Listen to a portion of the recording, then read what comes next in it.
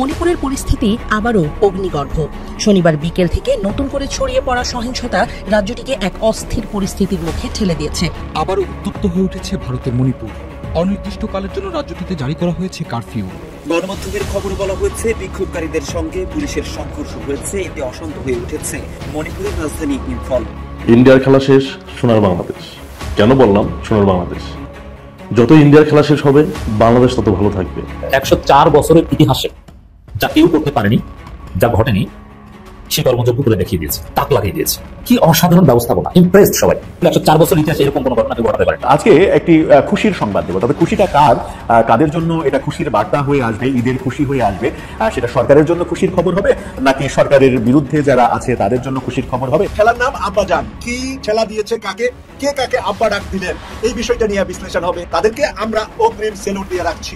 সম্মানিত দর্শক, আসসালামু আলাইকুম। নতুন একটি ভিডিওতে আপনাকে স্বাগতম। বাংলাদেশের চলমান রাজনৈতিক অবস্থা, নরেন্দ্র মোদীর গদিতে ভয়ঙ্কর ভূমিকম্পের আঘাত, ভারত জুড়ে ব্যাপক উত্তেজনা, ডক্টর ইউনূসের নতুন কূটনৈতিক চালে বাংলাদেশের জন্য বিশাল বড় সুখবর আসার ঘটনা ও প্রেক্ষাপট নিয়ে করা আমাদের আজকের ভিডিওতে অত্যন্ত গুরুত্বপূর্ণ তথ্য শেয়ার করা হয়েছে। দয়া করে ভিডিওটি শুরু থেকে শেষ পর্যন্ত ধৈর্য সহকারে দেখে একটি লাইক দিয়ে সবাইকে বেশি বেশি করে শেয়ার করে দিবেন। সেই সাথে আমাদের ভিডিওটি আপনি বাংলাদেশের কোন জেলায় বসে দেখছেন বা শুনছেন সেটি অবশ্যই কমেন্ট বক্সে কমেন্ট করে জানিয়ে দিতে ভুলবেন না। চলুন আর কথা না বাড়িয়ে ভিডিওটিতে একটি লাইক দিয়ে ধারাবাহিকভাবে আজকের বিস্তারিত খবরগুলো দেখে আসি। শনিবার রাত নেমেছে মণিপুরের ইম্ফলের আকাশে, কিন্তু এই রাত আর 5টা রাতের মতো নয়। এ যেন এক থমথমে নীরবতা, যার গভীরে লুকিয়ে আছে চাপা উত্তেজনা। গুলির শব্দ, বিক্ষোভের আগুন আর প্রশাসনের কড়া নজরদারি সব মিলিয়ে এক অস্থির পরিস্থিতি। আবারও কেন উত্তপ্ত হয়ে উঠল ভারতের উত্তর পূর্বের এই ছোট্ট রাজ্যটি? কিসের গন্ধ এই বাতাসে, কিসের পূর্বাভাস? মণিপুরের পরিস্থিতি আবারও অগ্নিগর্ভ। শনিবার বিকেল থেকে নতুন করে ছড়িয়ে পড়া সহিংসতা রাজ্যটিকে এক অস্থির পরিস্থিতির মুখে ঠেলে দিয়েছে। জারি করা হয়েছে কারফিউ, বন্ধ করে দেওয়া হয়েছে ইন্টারনেট পরিষেবা। গতকাল বিকেল থেকেই এই উত্তেজনা শুরু হয়েছে। মেইতেই গোষ্ঠীর 5 জন সদস্য, যাদের মধ্যে আরামবাই টেঙ্গলের সদস্যরাও আছেন, তাদের গ্রেফতারের খবর ছড়িয়ে পড়তেই পরিস্থিতি নিয়ন্ত্রণের বাইরে চলে যায়। বিক্ষোভকারীদের অভিযোগ, এই গ্রেফতারি সম্পূর্ণ অন্যায় এবং উদ্দেশ্য প্রণোদিত। গ্রেপ্তারকৃতদের মুক্তির দাবিতে পশ্চিম ইম্ফলের কেয়াকেইথেল পুলিশ পোস্টে হামলা চালায় মেইতেই গোষ্ঠীর কয়েকশো বিক্ষুব্ধ জনতা। প্রত্যক্ষদর্শীরা জানিয়েছেন, পরিস্থিতি সামাল দিতে পুলিশকে কয়েক রাউন্ড গুলি চালাতে হয়। এরপরই শুরু হয় দুই পক্ষের মধ্যে ব্যাপক ধস্তাধস্তি। এই সংঘর্ষে 2 সাংবাদিক সহ 3 জন আহত হয়েছেন। এমনকি কয়েকজন বিক্ষোভকারীদেরকে প্রকাশ্যে মাথায় পেট্রোল ঢেলে আত্মহত্যার হুমকি দিতেও দেখা গেছে, যা পরিস্থিতিকে আরো জটিল করে তুলেছে। তাদের দাবি, গ্রেপ্তারকৃতদের মুক্তি না দিলে তারা নিজেদের জীবন উৎসর্গ করতেও প্রস্তুত। প্রশাসন অত্যন্ত কঠোর পদক্ষেপ নিয়েছে। বিষ্ণুপুর জেলায় কারফিউ জারি করা হয়েছে এবং ইম্ফল পূর্ব, ইম্ফল পশ্চিম, থৌবল, কাকচিং এর মতো গুরুত্বপূর্ণ জেলাগুলোতে 5 বা তার বেশি লোকের জমায়েত নিষিদ্ধ করা হয়েছে। তবে সবচেয়ে গুরুত্বপূর্ণ এবং তাৎপর্যপূর্ণ সিদ্ধান্তটি হল আগামী 5 দিনের মধ্যে ইন্টারনেট পরিষেবা সম্পূর্ণভাবে বন্ধ রাখার সিদ্ধান্ত।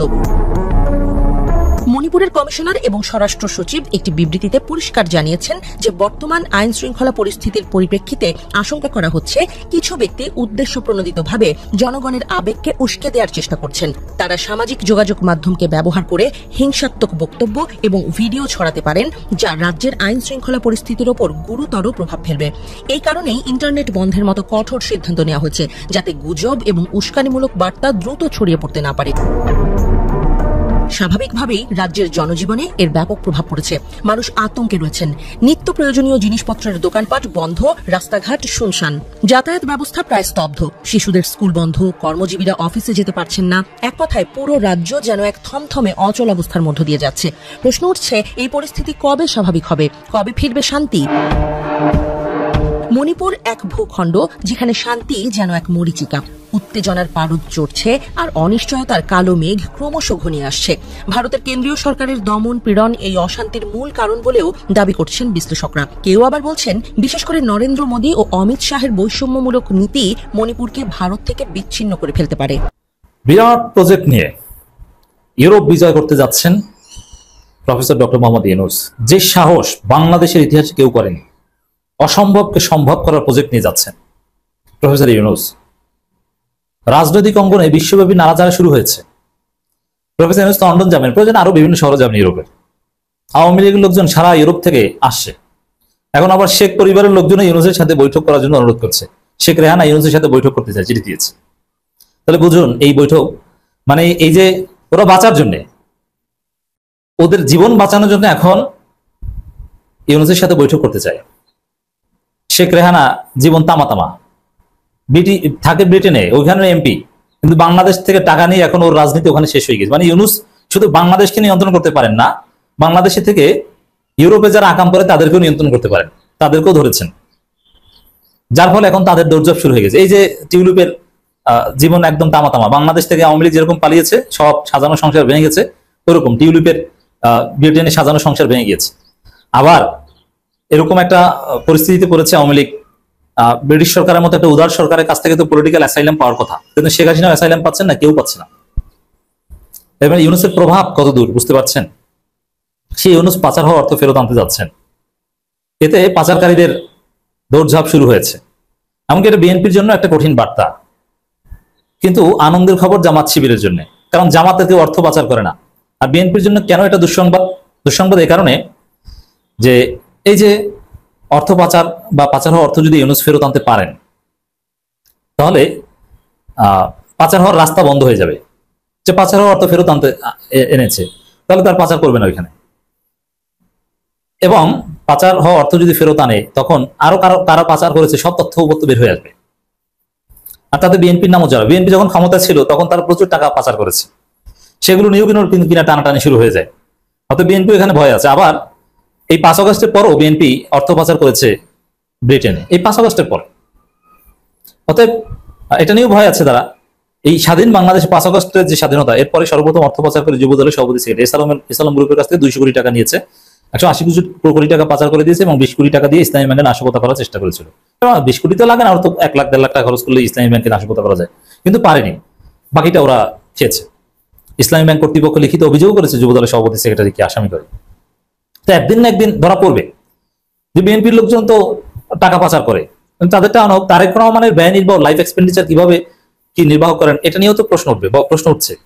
কোথায় টাকা পান, তা টাকার উৎস কি? বাংলাদেশ থেকে পাঠালে কি পাচার করে পাঠায় ইসলাম গ্রুপ, না বৈধ চ্যানেলে পাঠায়?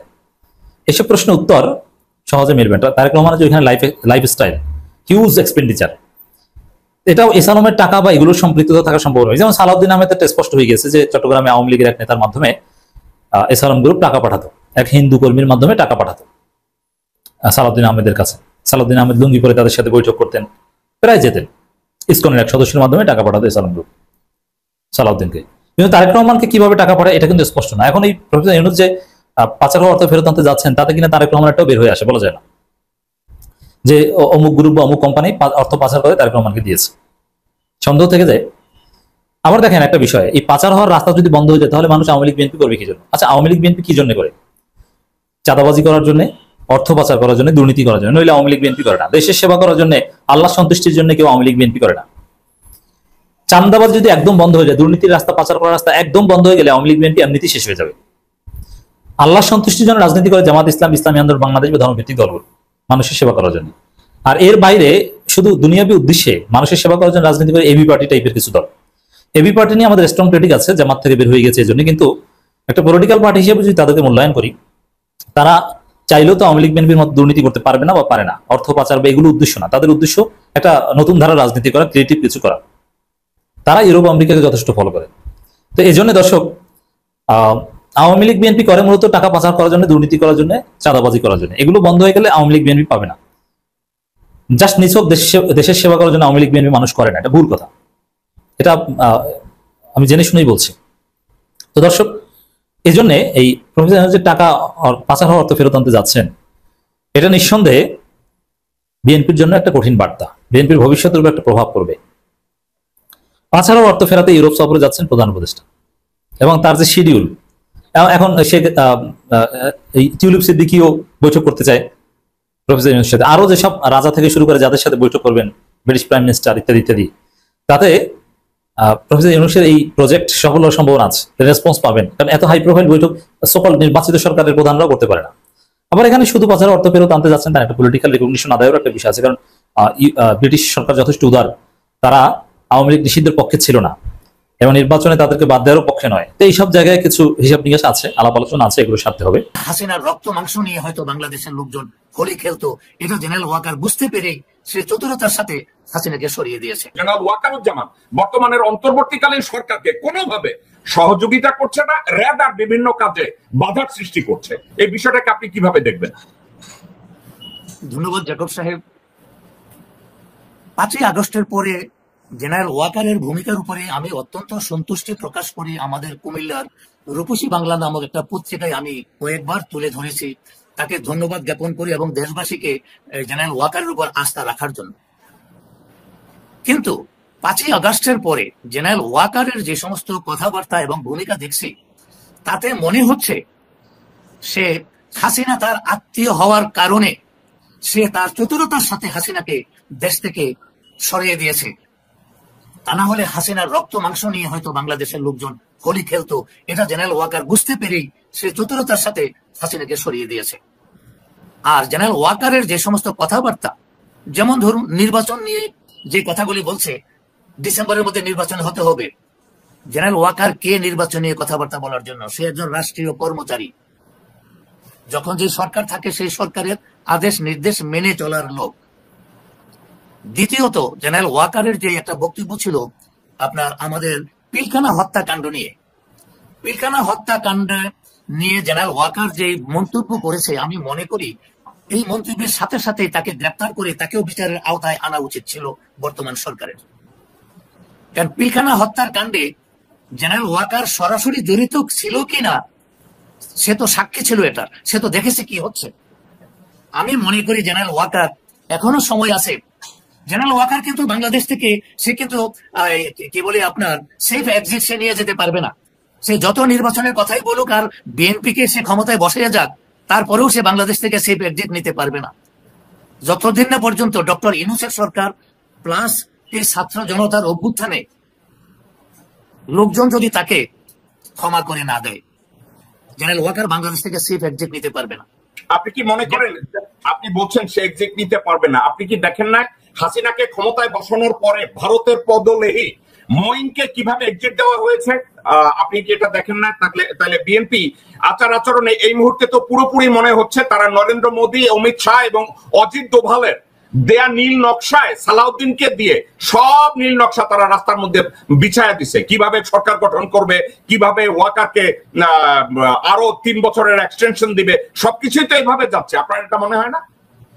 না, নির্বাচনটা তো তাড়াতাড়ি করতে চাচ্ছে, এই জন্যই যে বিএনপি যদি ক্ষমতায় আসে, বিএনপি কে দিয়ে জেনারেল ওয়াকারকে আবার হয়তো 2-4-5 বছরের জন্য এক্সটেনশন দেবে, সেই আশাই বিএনপি বসে আছে এবং ওয়াকারও সেই নির্বাচনের জন্য চেষ্টা করতেছে। ওকে, কিন্তু কথা হচ্ছে কি জাকব সাহেব, মঈনকে যেভাবে এক্সিট দেওয়া হয়েছে, জেনারেল ওয়াকারের ব্যাপারটা কিন্তু তেমন নয়। ধরে নিলাম নির্বাচনে বিএনপি আজ হোক কাল হোক ক্ষমতায় আসবে, যেখানে প্রায় 2-2.5 লক্ষ বিএনপি নেতা কর্মী পরিবার ধ্বংস হয়ে গেছে, সেই পরিবারের সাথে নিমক হারামি বেইমানি করে ক্ষমতায় বসে জেনারেল ওয়াকারকে এক্সিট দিয়ে দেবে তার বিচারের আওতায় না এনে? অসম্ভব। আজিজ ইসলাম সাহেব, আপনাকে একটু মনে করায় দেয়, বিএনপি জনপ্রিয় দল, কিন্তু এই জনগণকে পুঁজি না করে ভারতের পাচাটাকেই তারা পুঁজি করে নিয়েছে। সেক্ষেত্রে তারা এই ওয়াকার জনগণ কি চাইবে বা বিএনপির 2-2.5 লক্ষ কর্মী কি চাইবে? আপনি মনে করেন সেটা কেয়ার করে? জাকব সাহেব, এই কথাটা ধ্রুব সত্য। এখনো দেশের জনগণ জিয়ার নামে পাগল। যদি বিএনপি দলটাতে জিয়ার আদর্শ থেকে থাকে আর তারা যদি জিয়ার আদর্শে চলতে থাকে, তাহলে তারা ক্ষমতায় আসবে। তার জন্য তারা ভারত কেন, আমেরিকারও তাদের প্রয়োজন হবে না, দেশের জনগণই যথেষ্ট। কিন্তু তারা দেশের জনগণের সাথে এমন ভাবে বেইমানি এবং নিমক হারামি করতে শুরু করেছে, নির্বাচন আসতে আসতে তাদের অবস্থান কোথায় যাবে এটা তারা নিজেরাই টের পাবে।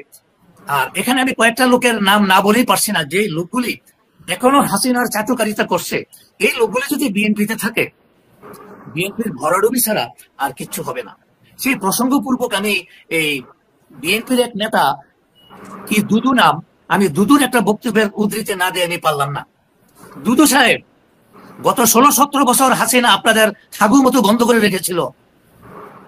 এই ছাত্র জনতার আন্দোলনে আপনাদের হাতু মুগুর রাস্তাটা খুলে দিয়েছিল, মুতার সুযোগ পেয়েই আপনারা তাদেরকে মুতে ভাসাইয়ে দেবেন? ছি ছি ছি ছি। আপনাদের মতো এত বড় বেঈমান নিরলজ্জ রাজনীতিবিদ বাংলাদেশের রাজনীতিতে থাকবে, বাংলাদেশের জনগণ আপনাদেরকে ভোট দিয়ে নেতা বানাবে, আমার মনে হয় না।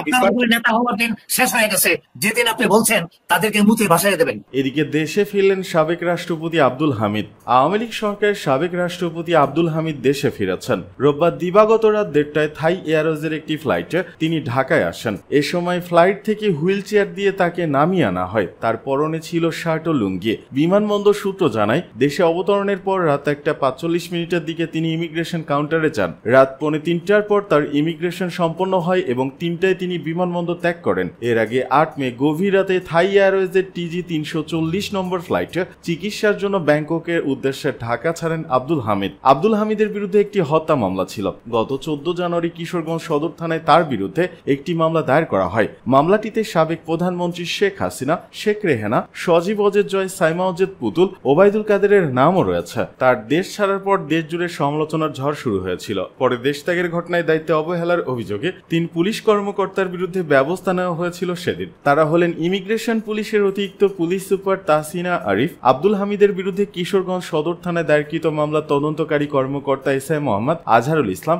ACBর ATSI মোহাম্মদ সোলাইমান।